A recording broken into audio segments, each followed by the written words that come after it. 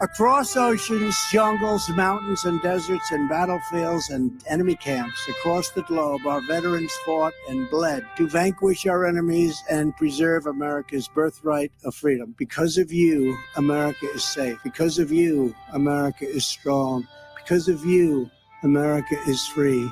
And because of you, America will forever remain the bravest, mightiest, and greatest nation on the face of the earth. So today is Veterans Day, and I want to start off this video by saying thank you. Thank you to the millions of men and women service members who have fought and died so that we may enjoy the great freedoms of this country we call home. And on this day, we must remember that these freedoms that we have become accustomed to, they're not promised and they're not guaranteed. They were earned and fought for on the battlefield with blood, sweat, and tears. So to those service members who are fighting, the ones who have fought, and the ones who paid the ultimate sacrifice, we owe you our undying gratitude. Thank you.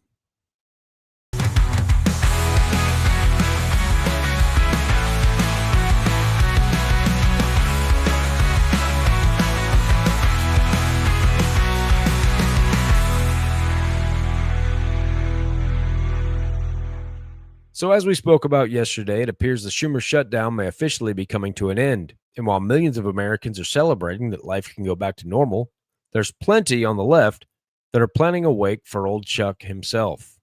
How are Democrats feeling overall about Schumer? We've seen a lot of comments from some House Democrats, but what about overall? What about Democrats nationwide feeling about Chuck Schumer? I think the word of the day is terrible, terrible, terrible, terrible. To quote another Charles Barkley when it comes to Chuck Schumer, look at this. Least popular Dem Senate leader ever. I looked at all of the polls going all the way back since 1985. The one who has the lowest rating among Democrats is, in fact, Chuck Schumer. Look at this. He's underwater with Democrats. His own party, he's underwater. He's at -4 points. That makes him the least popular guy for a Dem Senate leader going all the way back since the mid-1980s at least. Do you have a sense of why? Why? It's because Democrats, they want a fighter. They want a fighter. That's why. Take a look here. Democrats, Dems in Congress do too little to oppose Trump. During the first term, it was just 46% in 2017. That's the percentage of Democrats who said that the Dems in Congress are doing too little to oppose Donald Trump. Look at where we are now. 69%. That is an increase of, get this, 23 points. The super duper majority of Democrats believe that the Democrats in Congress are not doing enough to oppose Donald Trump. And that, of course, is a big, huge criticism of Chuck Schumer. And that is why he is underwater. I knew you were going to do the dip. All right. I always do the dip. I need my exercise in the morning. There has been talks of a challenge to Schumer. What are you saying on that front? Who looks like they're in place to do it? Okay, so you see this opening slide here, and you see, of course, that Chuck Schumer is underwater with Democrats nationally. But of course, the ultimate way to get Chuck Schumer out of office is to beat him in New York State. So how do New York State Democrats feel about Chuck Schumer? And take a look here, the net favorable among New York Democrats.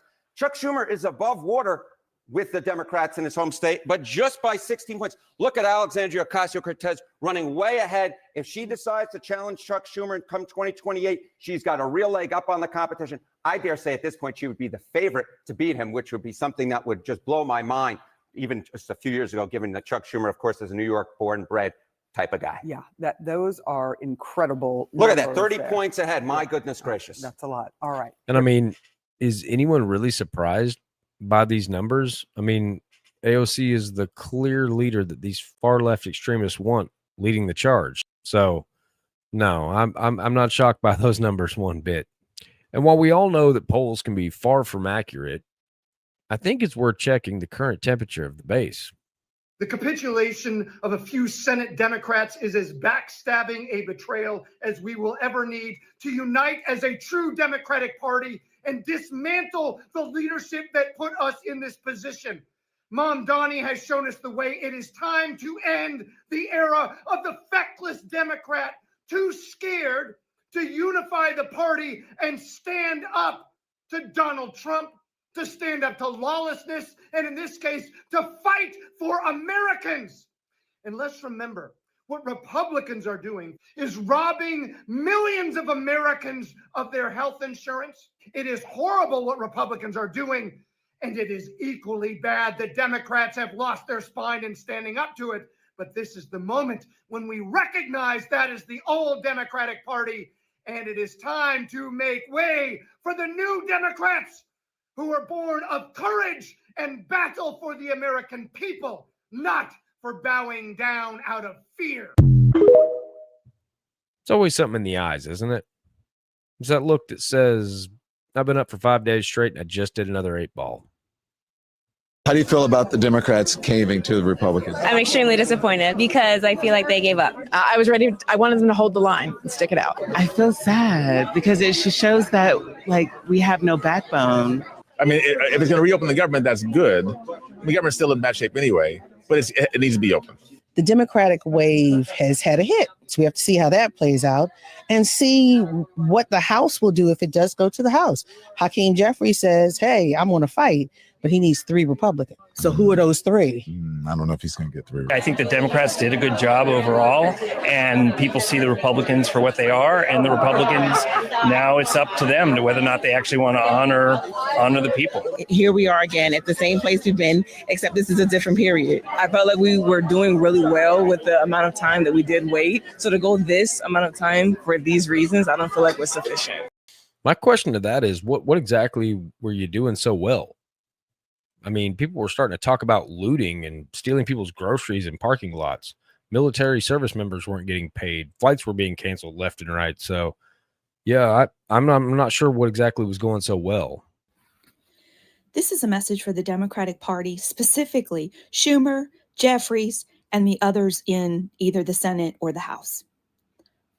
I'm done. I'm done.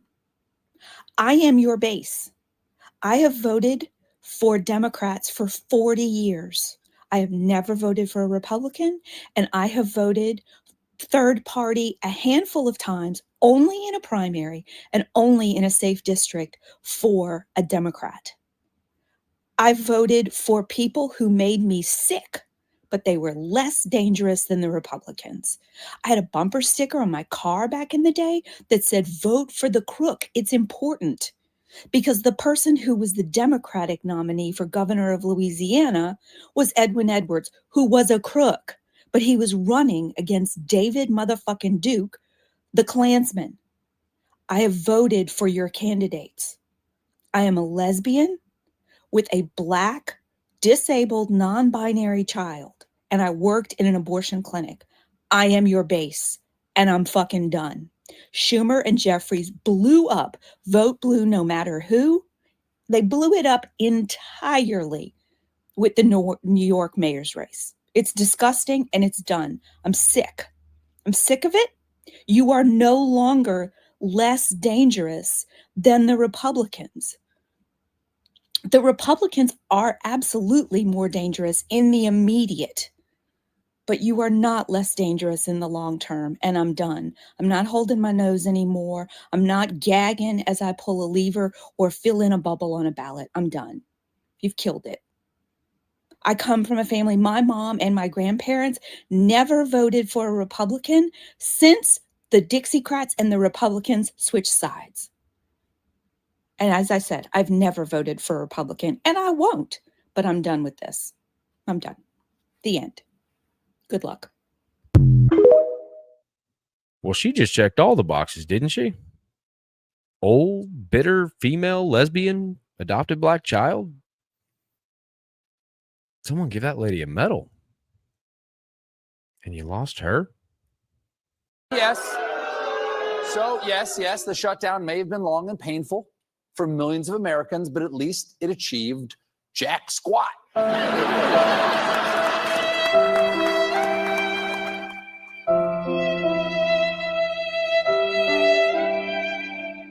So needless to say, it's not been the week for Democrats, and it is not going well. But while most of their Democratic colleagues and members of their radical base are busy calling for their leaders' heads, one House Democrat is digging in and pushing back on why he voted to reopen the government. and Newsom called it pathetic and a surrender. Poll after poll found more Americans on both sides of the aisle blaming Republicans. Even Marjorie Taylor Greene blamed the GOP. As you mentioned, Democrats had big wins last week, so you had momentum. Why give in now? Why bring a butter knife to a gunfight? Are you willing to gamble that the GOP will negotiate on health care in good faith once the government reopens? Because if that gamble is wrong, 500,000 Pennsylvanians that you represent, their health care costs will skyrocket if you are wrong. And I believe you are wrong. Well, first of all, MTG is quite literally the last person in America that I'm going to take advice or to get their kinds of my leadership and values from. And now if Democrats are celebrating crazy pants like that, then that's on them. And now I don't need a lecture. I don't need a lecture from whether it's Bernie or the governor in California, because they are representing very deep blue kinds of populations. And a lot of those things were part of the extreme. And now remember, what really needs to win, the big win, is involving my state and other states and those things. And why have we arrived here after the election a year ago? We got to forget some of the things that cost us that election. Or now, for me, it's like, that's why I'm trying to remind people that kinds of the extremism, we can't return to those kind of things and realize we need to find a way forward. And I would like to, rather than cite MTG, I'm going to cite one of the new governor-elects saying that my election is not a green light to continue the shutdown, because I promise you, this isn't a political game. It is viewed by many of us, but the reality is 42 million Americans now not sure where their next meal is going to come from, and because we vote like that, or people that haven't been paid for 5 weeks now, and that kinds of chaos. Those workers have to borrow more than $500 million, from their credit union just to pay their bills now. So for me, we're in the middle of this. Is there any way we could do like an exchange? Like, we'll give you Marjorie Taylor Greene, you give us Fetterman, because at this point, he is one of the only, if not the only, Democrat who makes sense. He makes more sense than a lot of House Republicans, to be honest, because he's absolutely right. This is not supposed to be a political show. This is supposed to be about serving the American people. And I think so many on both sides of the aisle have completely forgotten that. So bottom line is this: Democratic leadership is not getting it done for their base. They are not radical enough, and they are not fighting hard enough. And what does that mean for the American people? Does that mean more uncertainty and government shutdowns in the future? And if that is the case, are Republicans willing and ready to pull the nuclear option? Either way, I see plenty of primary challenges in the near future. Well, that's all for this one. If you like what you saw, make sure to like, share, and subscribe. Again, this is a new channel, so that definitely helps me out. And to all those servicemen and women out there, thank you for your service. And I'll see you guys on the next one.